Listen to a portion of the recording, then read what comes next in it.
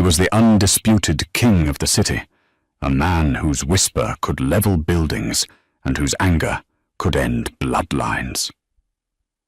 Gabriel Rossi thought he owned everything in the room, including the terrified waitress trembling before him. He thought she was just a thief who had stolen his diamond watch. He thought he was teaching her a lesson in respect.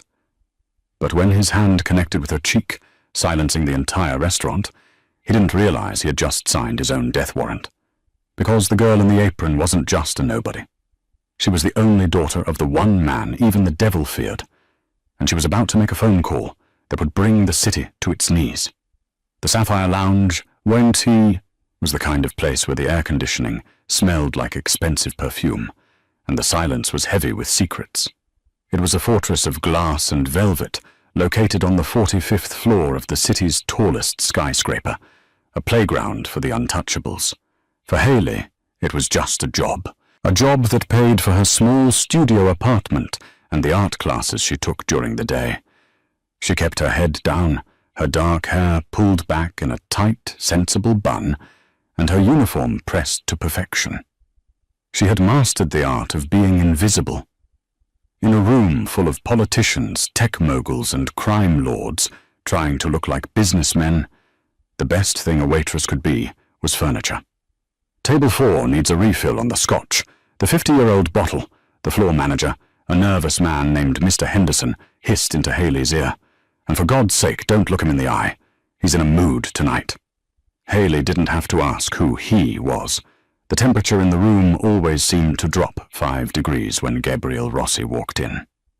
Gabriel was 32, handsome in a way that was almost predatory, and wealthier than most small countries. He wasn't just a businessman. He was the head of the Rossi Syndicate, the organization that effectively ran the port, the unions, and the underground gambling rings. He wore tailored Italian suits that cost more than Haley's entire year of tuition, and he moved with the lethal grace of a panther stalking a wounded deer. Tonight, he was seated at the best table by the window, overlooking the glittering skyline.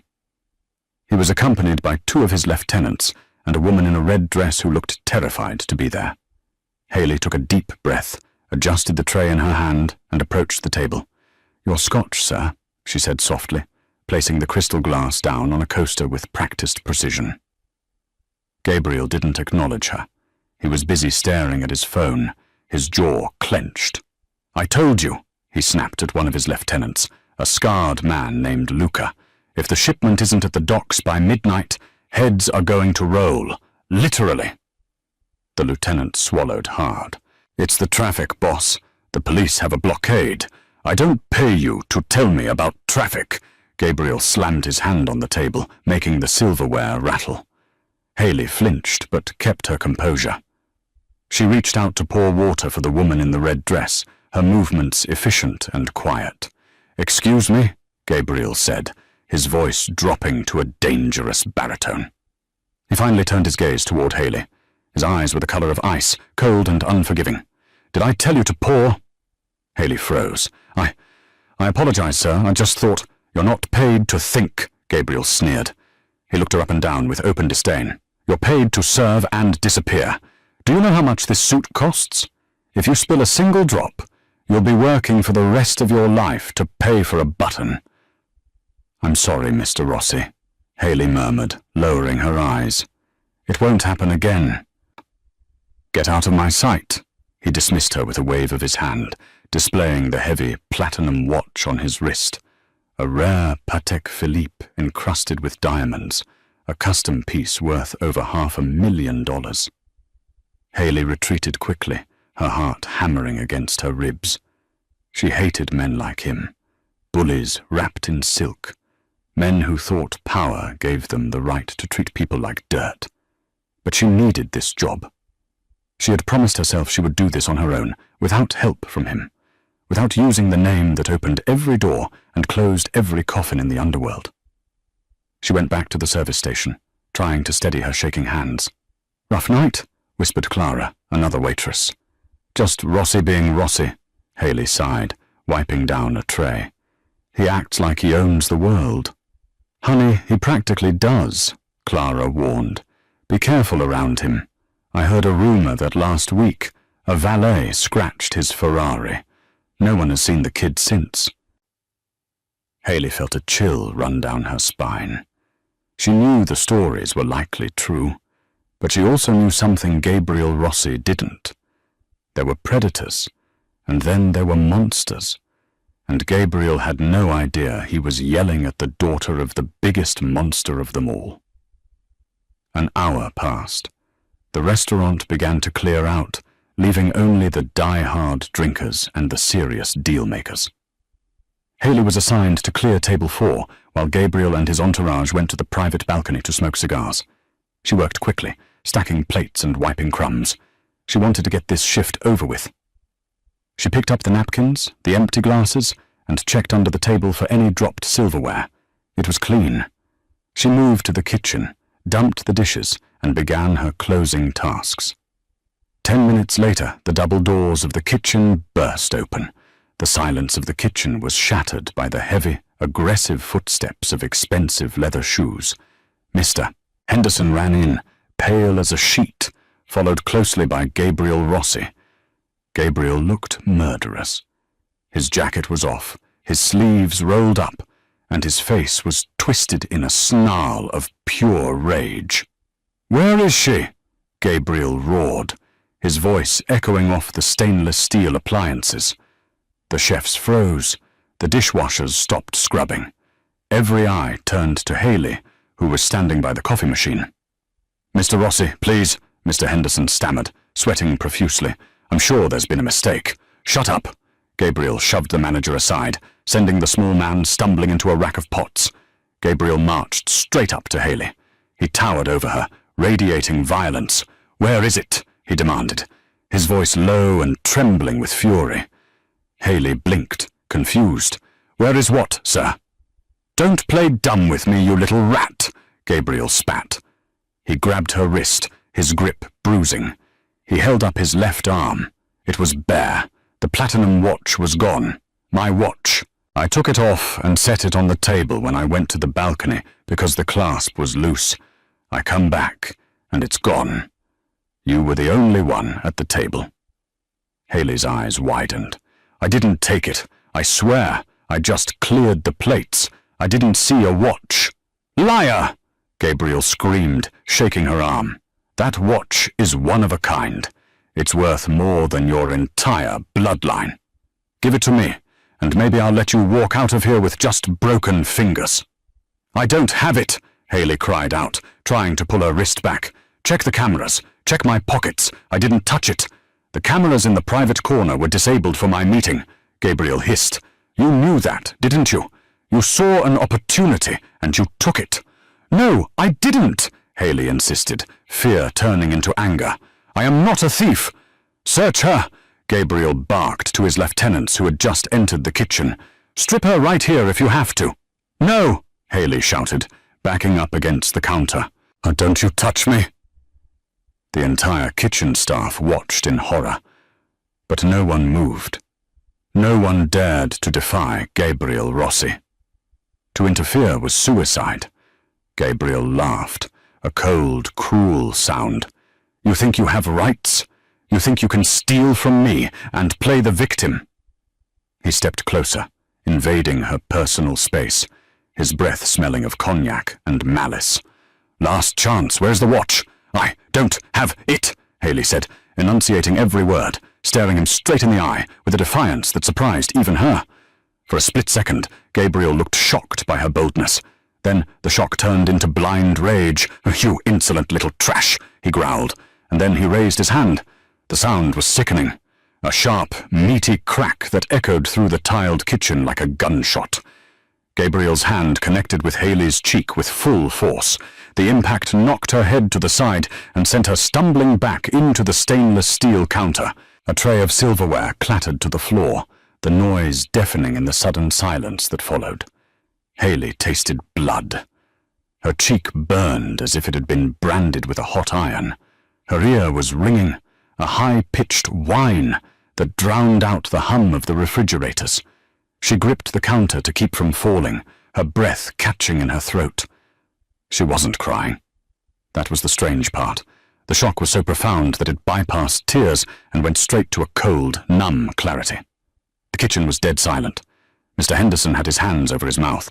The chefs were looking down at their feet. Gabriel Rossi stood there, adjusting his cufflink, looking down at her, with a sneer of satisfaction.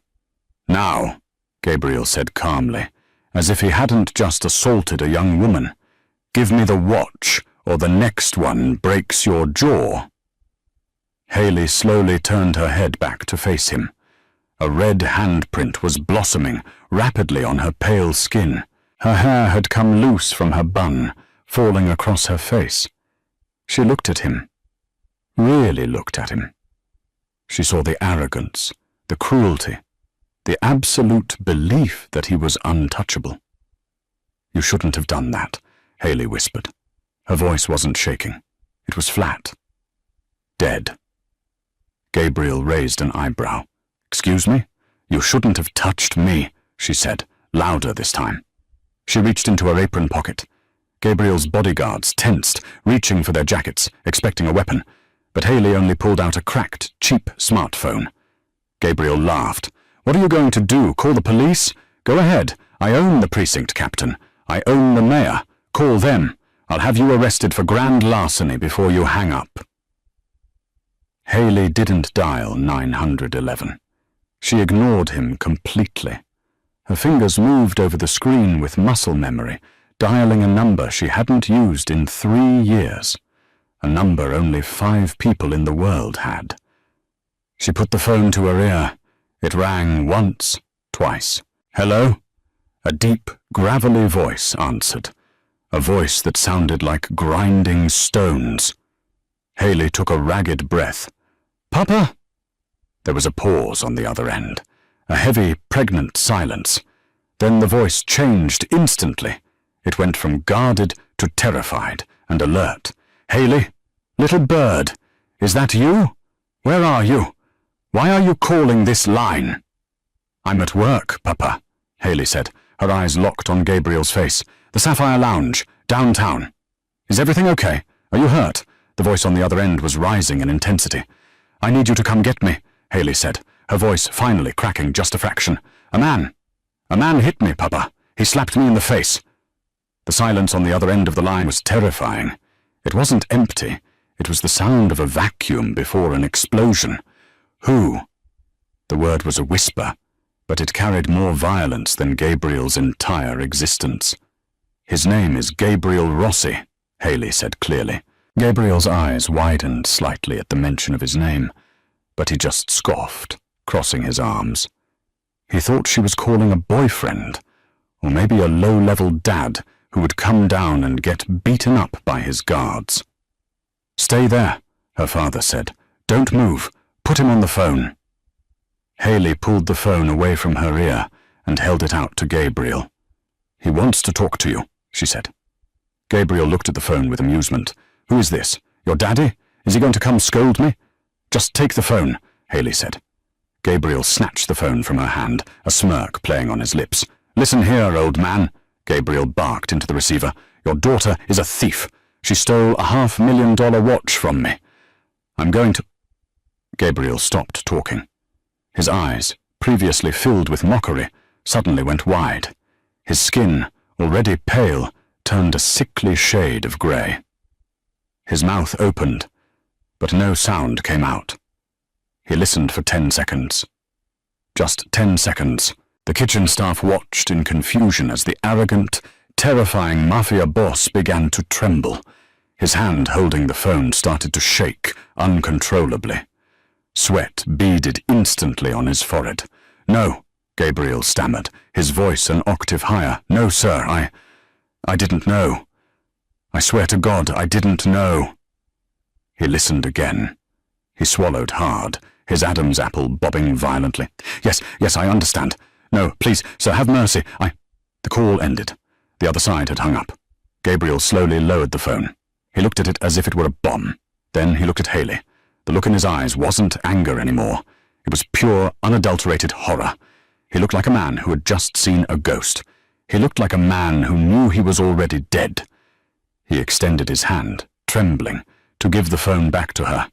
He didn't toss it. He handed it to her with both hands, like an offering. "Who?" Gabriel's voice failed him. He cleared his throat. "Who are you?" Hayley took the phone and slipped it back into her pocket. She touched her stinging cheek. "I'm the waitress you just slapped," she said quietly. Before Gabriel could answer, a low rumble began to vibrate through the floor of the skyscraper. It wasn't an earthquake. It was the sound of helicopters. Multiple helicopters. Moments later, the heavy thud, thud, thud of rotors grew deafeningly loud outside the panoramic windows of the dining room. Bright spotlights beamed through the glass, blinding everyone inside. Then came the sound of the elevator dings. Not one, but all 4 service elevators and the 3 guest elevators arrived at the penthouse floor simultaneously. The doors slid open. Men poured out. Dozens of them. They weren't police. They weren't Gabriel's men. They were dressed in black tactical gear, professional, silent, and heavily armed. They moved with military precision, flooding the restaurant and the kitchen within seconds. They shoved Gabriel's lieutenants to the ground before they could even reach for their guns. And then the main elevator doors opened. A man stepped out. He was in his 60s, wearing a bespoke charcoal suit that cost more than the building they were standing in. He had silver hair swept back and a face carved from granite. He walked with a cane, but he didn't need it. He used it as a weapon. It was Alexander Thorne, the Shadow King, the man who ran the commission, the man who sat above the 5 families, the man Gabriel Rossi answered to, and the man Gabriel Rossi feared more than God himself. The kitchen staff gasped. Mr. Henderson fainted. Alexander Thorne walked straight into the kitchen, ignoring everyone, his eyes scanning the room until they landed on Hayley. He saw the red mark on her face. The temperature in the room dropped to absolute 0. Alexander didn't run to her.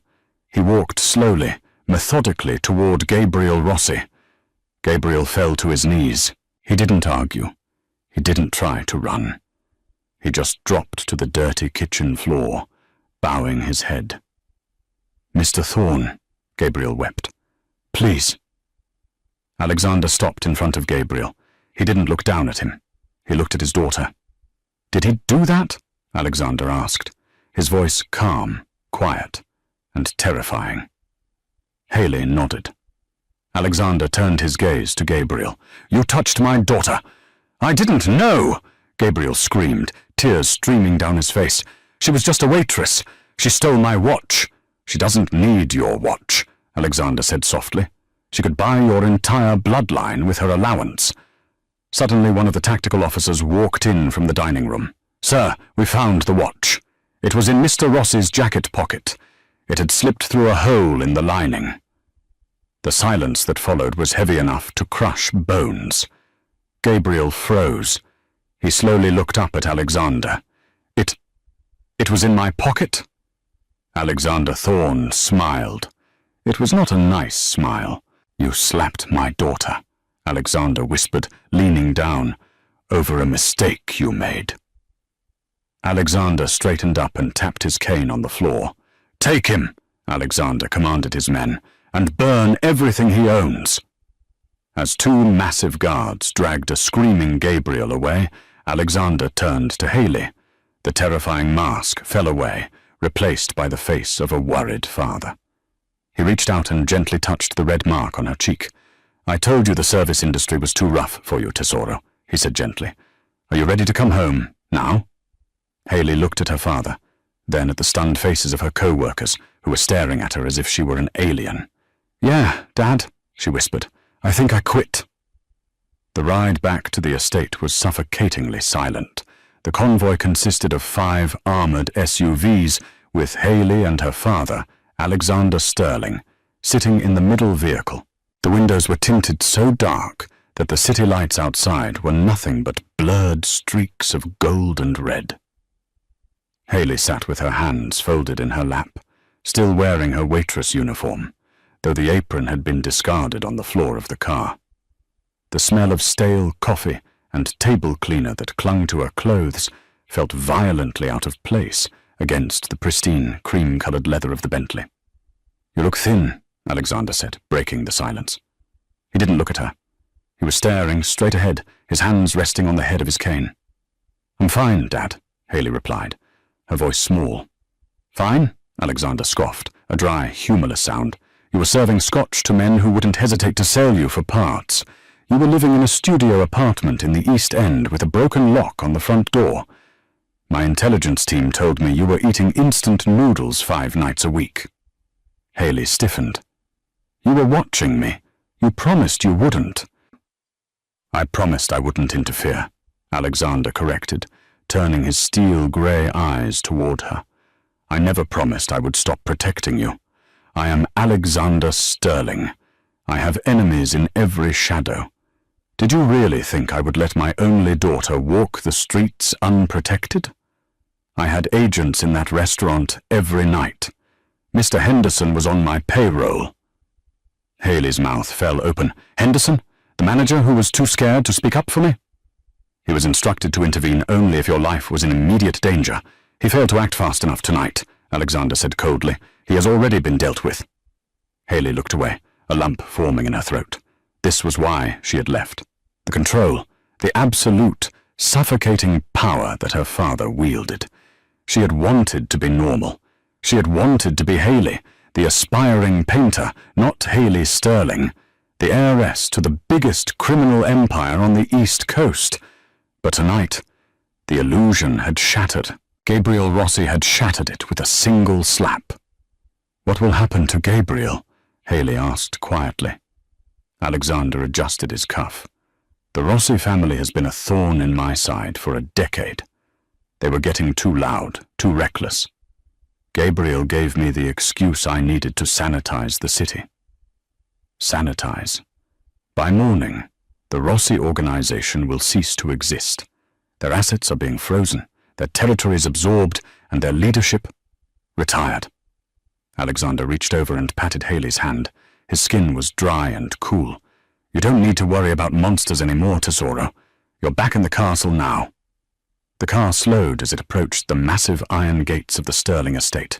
It was a sprawling compound located on a private island, just off the city limits, connected by a single guarded bridge. High walls topped with sensors and cameras surrounded a property that looked more like a fortress than a home. As the convoy pulled up to the main entrance, a team of staff was already waiting. Maids in uniforms, guards with earpieces, and the head of house staff, Mrs. Higgins. Haley stepped out of the car, her legs feeling like jelly. "Welcome home, Miss Haley," Mrs. Higgins said, bowing her head. "We have prepared a bath and a hot meal." Haley looked at the massive marble staircase, the crystal chandeliers, the priceless art on the walls. It was beautiful, but to her, it looked like a prison. "I'm tired," Haley whispered. "I just want to sleep." "Go," Alexander said, waving a hand. "Rest. Tomorrow we begin your reintegration. No more aprons. No more serving. You are a Sterling. It's time you remembered what that means." Haley walked up the stairs, feeling the weight of her name settling back onto her shoulders like a lead cloak. She went to her old room, a suite larger than her entire apartment, and locked the door. She stripped off the uniform and threw it into the trash can. She stood under the scalding hot water of the shower, scrubbing her cheek where Gabriel had hit her, trying to wash away the feeling of helplessness. But as she closed her eyes, she didn't see Gabriel. She saw her father's face, the calm, terrifying look he had before he ordered a man's destruction. She had saved herself from one monster by calling another, and now she owed the devil a debt. 2 weeks passed. The fall of the Rossi family was the only thing the news talked about, though they called it a gangland consolidation and a series of unfortunate disappearances. Gabriel Rossi was never seen again. Rumors in the underworld said he was sent to a black site in Siberia, but Haley knew better than to ask. Life at the Sterling estate was a gilded routine. Haley was woken up at 8 a.m., served breakfast on the terrace, and then ushered into meetings with stylists, tutors, and social coordinators. Her father was determined to reintroduce her to high society at the upcoming winter gala, but Hayley felt like she was suffocating. She missed her art. She missed the smell of turpentine and the freedom of a blank canvas. Her father had built her a state-of-the-art studio in the East Wing, but it felt sterile. There was no life there. "I need to go out," Hayley announced one morning over breakfast. Alexander didn't look up from his newspaper. "No. I'm not asking, Dad. I need supplies. Specific paints I can only get at the shop in the Arts District. And I want to get coffee, a real coffee, not this stuff the chef makes." "The chef is Michelin-starred," Alexander noted dryly, "and it is not safe. There is chatter." "Chatter?" Alexander sighed, folding the paper. Gabriel Rossi had a brother, Stefano. He was exiled to Europe 5 years ago because he was too violent even for the family business. Intelligence suggests he has returned to the States. He blames us for the collapse of his empire. "I can't stay locked in here forever." Hayley slammed her hand on the table. Alexander studied her for a moment. He saw the fire in her eyes, the same fire her mother had possessed. He knew he couldn't break her spirit, or she would run away again. And this time, he might not find her before Stefano did. "Fine," Alexander said. "You may go out, but not alone, and not with the standard house guards. They are too slow for you." He snapped his fingers. The heavy oak doors of the dining room opened. A man walked in. He was tall, over 6'3", with broad shoulders that strained against a black tactical shirt. He had dark, messy hair and a jawline that looked like it could cut glass. But it was his eyes that caught Hayley off guard. They were dark brown, almost black, and completely empty of warmth. He had a faint scar running through his left eyebrow. He didn't bow. He didn't smile. He walked with a lazy, dangerous confidence and stopped a few feet from the table. "Hayley," Alexander said, gesturing to the man. "This is Cole. He is the former head of a Tier 1 Spec Ops unit. He has operated in war zones you haven't even heard of. He is your new shadow." Hayley looked at Cole. Cole looked at Hayley. His gaze was judgmental. He looked at her perfectly styled hair, her silk robe, her manicured nails, and he didn't hide his disdain. To him, she was just another spoiled princess he had to babysit. "I don't need a babysitter," Hayley snapped. "I'm not a babysitter," Cole said. His voice was deep, rough like gravel. "I'm a shield. You stay behind me. You live. You wander off. You die. Simple." "I don't like your tone," Hayley said, crossing her arms. "I'm not paid to be liked," Cole replied flatly. "I'm paid to keep your pulse moving." "Cole is the best," Alexander interrupted, standing up. "He answers only to me. If he says you don't go somewhere, you don't go. If he says you run, you run. Do you understand?" Hayley glared at her father, then at Cole. "Fine, let's go to the art store." Cole checked his watch. "You have 10 minutes to get dressed. Wear something you can run in. No heels." "Excuse me?" 9 minutes, Cole said, turning his back on her and walking towards the door. Hayley stood there, fuming. She had traded a violent boss for a controlling father, and now she had an arrogant bodyguard who thought he was the general of her life. She stormed upstairs to change. She put on combat boots and jeans, just to spite him. The drive to the city was tense. Cole drove a black armored SUV. He checked the mirrors constantly. He didn't turn on the radio. He didn't make small talk. "So," Hayley said, trying to break the ice, mostly to annoy him. "What's your last name?" "Need to know," Cole said. "Is Cole your first name or your last name?" "Does it matter?" "It matters if I have to spend every waking minute with you," Hayley huffed. "Why are you so unpleasant? I didn't ask for you to be here." Cole glanced at her in the rearview mirror. "You think this is a game, princess? You think Stefano Rossi is a fairy tale villain? He flays people for fun. Your father burned down his legacy. Stefano is coming for blood, and you are the easiest target." I'm unpleasant because distraction gets people killed." Haley fell silent. She looked out the window. She realized then that the slap in the restaurant wasn't the end of the drama. It was just the opening bell. They arrived at the art supply store. Cole cleared the perimeter before letting her out. He followed her through the aisles, looming over her while she picked out tubes of oil paint. "Hurry up," he muttered. "Too many windows in here." "Art takes time," Haley retorted, examining a brush. Suddenly Cole's hand shot out, grabbing her arm and yanking her behind a shelf of canvases. "Hey!" Haley protested. "Quiet," Cole hissed, his hand hovering near the gun concealed under his jacket. He was staring at the street through the front window. A black van had just idled across the street. The side door slid open just an inch. "We're leaving," Cole said low. "Back door, now." "But I haven't paid." "Forget the paint." Cole shoved her toward the emergency exit. They burst into the alleyway just as the front window of the store shattered under a hail of automatic gunfire. The sound of shattering glass and gunfire was deafening. Haley screamed as Cole tackled her to the wet pavement of the alleyway, covering her body with his own. Debris and plaster rained down around them. "Move!" Cole roared, hauling her to her feet. He didn't look like the bored bodyguard anymore. He was a machine. He dragged her down the alley, his gun drawn in his right hand, his left hand gripping her jacket so hard it hurt. "They found us!" Cole shouted into his earpiece. "Ambush at the Arts District. Sector 4. I need extraction." Static crackled in his ear. "Jammer," Cole cursed. "They're blocking the signal. We're on our own." 3 men in ski masks turned the corner of the alley, raising submachine guns. Haley froze.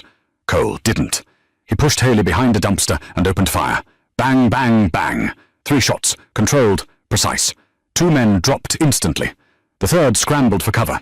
"Stay down," Cole ordered Haley. "I can help," Haley yelled, her heart pounding against her ribs like a trapped bird. "You can help by not getting shot." Cole suppressed the third attacker, then grabbed Haley again. "We have to get to the subway station. It's underground. Too many crowds for them to spray and pray. Run!" They sprinted out of the alley and onto the busy main street. Panic had set in. Civilians were screaming and running in all directions, confused by the gunshots. This chaos was their cover. Cole navigated the crowd like a shark, shoving people aside, pulling Haley along. They ducked into the subway entrance just as a black van screeched onto the sidewalk, tearing through a newsstand. They vaulted the turnstiles and ran down the escalator. "Who are they?" Haley gasped, her lungs burning. "Stefano's hit squad," Cole said, scanning the platform. "Mercenaries, high end. They knew exactly where we were. You have a leak in your house." Haley felt a chill that had nothing to do with the cold subway air. A leak? The subway train arrived with a screech of brakes. Cole shoved her inside just as the doors were closing. He stood in front of the glass, scanning the platform as the train pulled away. "We're safe for a minute," Cole said, finally holstering his weapon. He looked at her. His face was grim, but there was a flicker of something else in his eyes. Respect? Or maybe just relief. "You run fast for a rich girl." "I was a waitress," Haley panted, leaning against the metal pole. "I walked 10 miles a shift." Cole checked the magazine of his gun. "We can't go back to the estate. If they knew we were at the art store, they might be watching the roads back to the island. They want to intercept us. So where do we go?" "I have a safe house," Cole said. "Off the grid. No digital footprint. We go there, we regroup, and I find a way to contact your father on a secure line."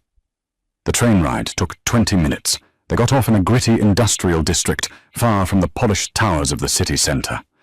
Cole led her through a maze of warehouses until they reached a nondescript steel door.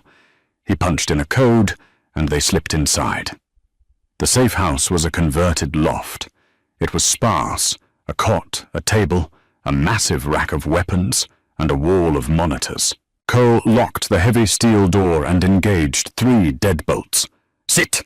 he commanded, pointing to a chair. He went to a mini-fridge and tossed her a bottle of water. Haley caught it. Her hands were shaking. "Did you kill those men?" "Yes," Cole said simply, pulling off his tactical vest. Underneath, his black t-shirt was stuck to his skin with sweat. It was them or you. I chose you. He walked over to a computer terminal and started typing furiously. The jammer is local to the van, so I should be able to get a signal out from here. Damn it. What? Haley asked, standing up. The network is down. Not just my comms. The city's cellular grid is experiencing a temporary outage. Cole turned to look at her. Stefano isn't just a thug. He's working with someone who has cyber capabilities. This is a coordinated siege. Haley walked over to the window, peering through the blinds. Why? Why go to all this trouble for me? Because you're the only thing Alexander Sterling loves, Cole said, his voice softer now. Stefano wants to trade you, your life for his brother's freedom and his territory back. Haley turned around, her eyes hardening. I won't be a bargaining chip. I spent my whole life hiding from this world. I'm not going to let some psychopath put me back in a box. Cole looked at her, really looked at her, for the first time. He saw the waitress who had stood up to Gabriel Rossi. Good, Cole said, a small, dangerous smile touching his lips, because I don't plan on surrendering. Suddenly the power in the loft cut out. The monitors went black. The lights died. Haley gasped. Stay still, Cole whispered in the darkness. A red laser dot appeared on the center of Haley's chest. Cole moved faster than humanly possible. He tackled her to the ground just as a high-caliber bullet punched through the wall, obliterating the chair she had been standing next to. Sniper, Cole hissed. They found us. How the hell did they find us? My phone, Haley realized, reaching into her pocket. I still have my old phone, the one I called my dad with. Cole grabbed the phone from her hand and smashed it against the floor, shattering it. They tracked the GPS. We have to move, now! But as they crawled toward the back exit, the sound of heavy boots surrounded the building. Come out, little princess! A voice boomed from a megaphone outside. It was a voice dripping with madness. Stefano, we have the building surrounded. Send out the girl, and the bodyguard dies quickly. Resist, and I'll peel him apart while you watch. Cole looked at Haley in the dark. He checked his gun. He had one magazine left. I can't fight an army, Cole whispered. Not with one clip. Haley looked at the weapon rack on the wall. She grabbed a Glock 19. Cole's eyes widened. What are you doing? Put that down. My father didn't just teach me how to paint, Haley said, her voice trembling but determined. She racked the slide back with a practiced motion, checking the chamber. He insisted I learn how to shoot before he let me leave home 3 years ago.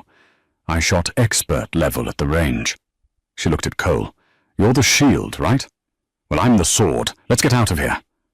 Cole stared at her for a second, then nodded. Okay, princess, on 3. 3, Cole whispered. He kicked the back door open, not into the alley, but into the adjoining garage of the warehouse. It was a calculated risk. The mercenaries expected them to run into the street or the alleyway, funneling them into kill zones. They didn't expect them to go deeper into the industrial trap. Inside the garage sat a dusty, tarp-covered 1969 Mustang, a restoration project Cole had been working on during his downtime. Get in, Cole barked, ripping the tarp off. Passenger side, keep your head down. Haley dove into the leather seat. The smell of old oil and gasoline filled her nose. Cole hot-wired the ignition. He didn't need a key. He had installed a kill switch under the dash. The engine roared to life, a guttural scream of American muscle that echoed off the concrete walls. Hold on, Cole warned. He threw the car into reverse. He didn't aim for the garage door. He aimed for the brick wall that separated the garage from the alleyway where the van was idling. Crash! The rear of the Mustang smashed through the aged, crumbling brickwork, showering the alley with dust and debris. The impact sent the mercenary van skidding sideways. Cole shifted gears, slamming on the gas. The Mustang surged forward, tires smoking, tearing out of the garage and onto the main road. "They're behind us!" Haley yelled, looking back. 2 black SUVs had peeled off from the perimeter and were giving chase. "Let them come." Cole gritted his teeth, his eyes glued to the rearview mirror. He took a sharp left, drifting the heavy car around a corner with terrifying precision. "Can you shoot out a tire?" Haley gripped the Glock. Her hands were sweating, but her mind was strangely clear. "I can try." "Don't try." "Do." Cole swerved to avoid a civilian car. "Lean out. Aim low. Squeeze, don't pull." Haley rolled down the window. The wind whipped her hair across her face. She leaned out, the cold night air biting her skin. Behind them, the lead SUV was closing in, a gunman leaning out of the sunroof with an assault rifle. Bullets sparked off the pavement around them. Haley took a breath, held it, and fired. Once, twice, 3 times. The front right tire of the lead SUV exploded. The vehicle swerved violently, losing control at 80 miles per hour. It flipped, rolling over the median and crashing into a street lamp, effectively blocking the second SUV. Haley pulled herself back inside, her heart hammering a frantic rhythm against her ribs. She looked at the gun in her hand, then at Cole. Cole looked over at her. A slow, genuine grin spread across his face. It transformed him. He didn't look like a statue anymore. He looked alive. "Remind me never to piss you off, Princess," he said. "Don't call me Princess," Haley breathed, engaging the safety on the gun. They drove in silence for another 10 minutes, weaving through the labyrinth of the city's underbelly to ensure they weren't being followed. Cole finally pulled the car into a secluded area under an old suspension bridge, killing the engine. The silence that followed was heavy, filled only by the ticking of the cooling engine. Cole turned to her. "You did good. You saved us." "We're not safe yet," Haley said, her voice trembling slightly as the adrenaline faded. "Stefano knows we're alive. He knows we're running, and we can't go home because of the leak." "About that," Cole said, his expression darkening. He pulled a small, ruggedized tablet from under the seat. "While we were in the loft, I ran a trace on the jammer signal. It wasn't just blocking us. It was broadcasting a frequency to a private server. I managed to ping the IP address before the power cut. And the server belongs to a shell company, registered in the Caymans, but the login credentials—" Cole hesitated. "The access logs show a user logged in from the Sterling estate, from the West Wing." Haley felt the blood drain from her face. "The West Wing? That's Victor's office. Victor Vance, her father's oldest friend, the consigliere, the man who had bounced Haley on his knee when she was a baby, the man who had given her her first set of paints." "It can't be Victor," Haley whispered. "He's family. In this life, family is just the people who know where to stab you to make it hurt the most," Cole said grimly. "Victor has been pushing your father to expand into narcotics for years. Alexander refused. Stefano Rossi deals almost exclusively in narcotics. If Victor helps Stefano take out the Rossi heir, and destabilize Alexander, then Victor steps in to save the organization." Haley finished the thought, horror dawning on her. "He takes over, and he partners with Stefano." "Exactly," Cole nodded. "If we go back to the estate, we're walking into a trap. Victor controls the house security detail. He'll let us in, and we'll never walk out." "So what do we do?" Haley asked. She felt tears pricking her eyes, but she refused to let them fall. She was done crying. "We can't run forever." Cole looked at her, his dark eyes intense. He reached out and brushed a stray lock of hair from her forehead. His touch was surprisingly gentle, a stark contrast to the violence of the night. "We don't run," Cole said softly. "We finish it." "How?" "Stefano is operating out of the city. He's too arrogant to leave until he has you. The trace on the jammer also gave me a location for his command center. He's at the Helios construction site." "The unfinished skyscraper downtown?" "Yeah. It's isolated, high ground. Perfect for a paranoid boss." Cole checked his weapon. "We go there. We cut the head off the snake. We get proof of Victor's betrayal, and we bring it to your father." "Just the 2 of us?" Haley asked. Against an army? Cole smirked, reloading his magazine. I'm a Tier 1 operator, and you're apparently a sharpshooter. I like our odds. Haley looked at him. In the dim light of the dashboard, she saw the scars on his hands, the weariness in his eyes, and the fierce loyalty that lay beneath. She realized suddenly that she felt safer in this beat-up Mustang with this dangerous man than she ever had in her father's mansion. Okay, Haley said, gripping the Glock. Let's go get him. The Helios Tower was a skeleton of steel rising 50 stories into the freezing night air. It was a monument to stalled ambition, now serving as Stefano Rossi's fortress. We split up, Cole whispered, checking his final magazine in the shadow of a cement mixer. His face was pale, the blood loss from the earlier ambush taking its toll. I'll draw their fire at the main elevator. You take the service stairs. Flank them. That's a suicide mission for you, Haley argued, her grip tightening on the Glock 19. I'm the shield, remember? Cole gave her a tired, jagged smile. Go. He broke cover, firing 2 controlled shots into the air. The mercenaries on the mezzanine shouted and opened fire, their muzzle flashes illuminating the dark concrete. While chaos erupted, Haley slipped into the stairwell, climbing the final 10 flights with lungs that burned like fire. When she reached the penthouse level, a vast, open slab of concrete with no walls, the wind roared, drowning out her footsteps. In the center, illuminated by a single floodlight, sat Stefano Rossi. And standing beside him, looking impeccably dressed in a grey suit, was Victor, her father's oldest friend, the man she called Uncle.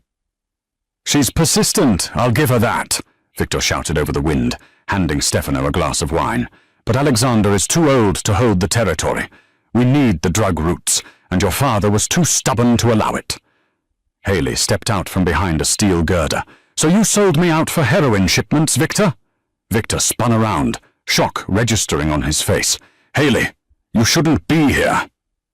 Before he could signal the guards, Cole burst from the elevator shaft on the opposite side, dropping one mercenary before taking a bullet to the shoulder.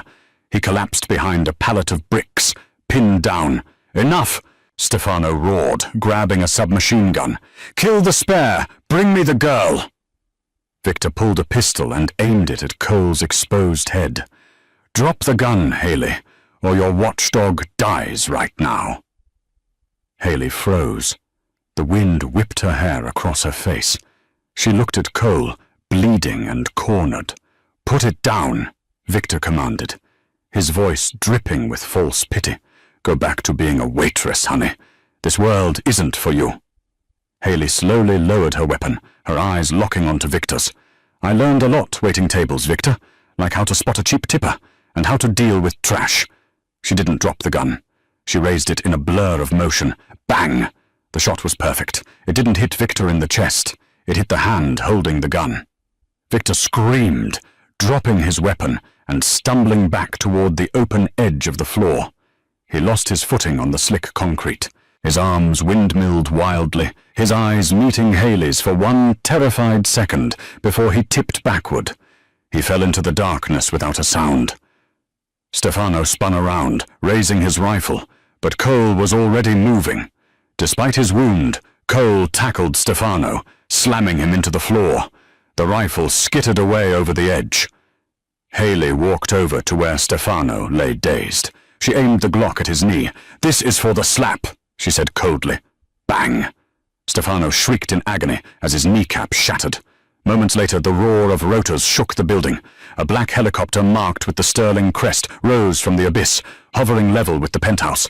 The side door slid open to reveal Alexander Sterling, leaning on his cane, flanked by his elite guard.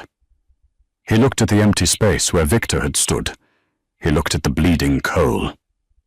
Finally, he looked at his daughter, who stood tall amidst the carnage, the smoking gun still in her hand. Alexander stepped onto the roof. He didn't ask what happened. He simply walked up to Haley and placed a hand on her shoulder. The car is waiting, Tesoro, he said softly, looking at her with a newfound respect. It's time to go home. The city is yours now. From a trembling waitress in the Sapphire Lounge to the ruthless queen of the Sterling Empire, Hayley's journey proves that sometimes the quietest people hold the loudest power. Gabriel Rossi thought he was slapping a helpless victim, but he accidentally woke up a dragon. With the traitor Victor gone and the Rossi family destroyed, the city now belongs to Hayley. She is no longer running from her legacy. She is embracing it, with Cole standing faithfully by her side, not just as a shield, but as a partner. The shy girl who served coffee is gone, and in her place stands a woman who knows exactly what she is worth. I hope you enjoyed this intense Mafia romance story. If you loved Hayley's transformation and the chemistry between her and Cole, please smash that like button. It really helps the channel grow and lets me know you want more stories like this. Don't forget to subscribe and hit the notification bell so you'll never miss an upload. What do you think happens next? Do Hayley and Cole finally admit their feelings? Or does a new enemy rise from Europe? Let me know in the comments below if you want a part 2. Thanks for watching, and I'll see you in the next video.